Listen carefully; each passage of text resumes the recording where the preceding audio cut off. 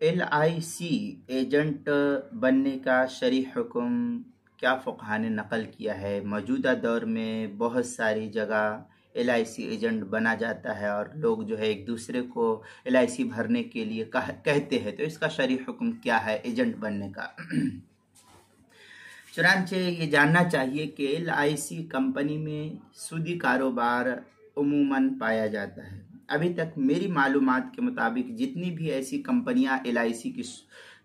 شکل میں وجود پذیر ہوئی ہے اور ابھی تک ہے، وہ تمام کی تمام یا اکثر و بیشتر کہہ لیجئے تو وہ سب کے سب سودی کاروبار کے اندر ملوث ہے، الا ماشاء اللہ، لیکن یہ بہت ہی شاذ و نادر ہے، اس لیے اس کی مثال دینا مشکل ہو جائے گا۔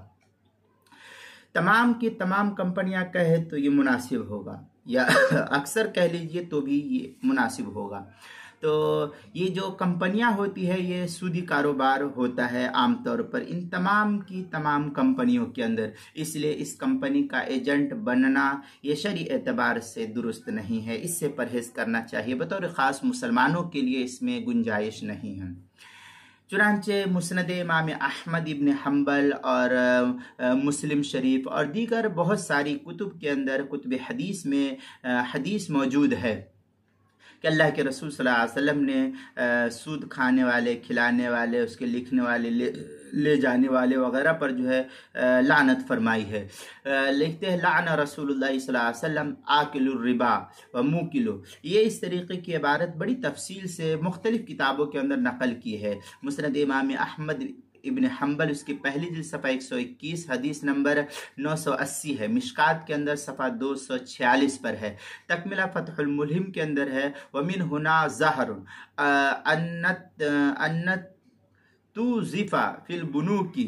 الربویہ لا یجوز فإن کان عمل الموظف فی البنک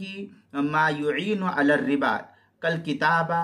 او الحساب فذلك حرام لوجہین، الاول اعانۃ علی المعصیہ والثانی اخذ الاجرہ من المال الحرام۔ اس طریقے کی عبارت ہے تکملہ فتح الملہم کتاب المساقات والمزارعات باب لعن آخر الربا کے تحت جو نقل کیا ہے۔ اشرفی بک ڈیپو دیوبند کا ہندی نسخہ اس کی پہلی جلد صفحہ 619، فتاوی قاسمیہ اس کی 20ویں جلد صفحہ 424 پر اس کو نقل کیا ہے۔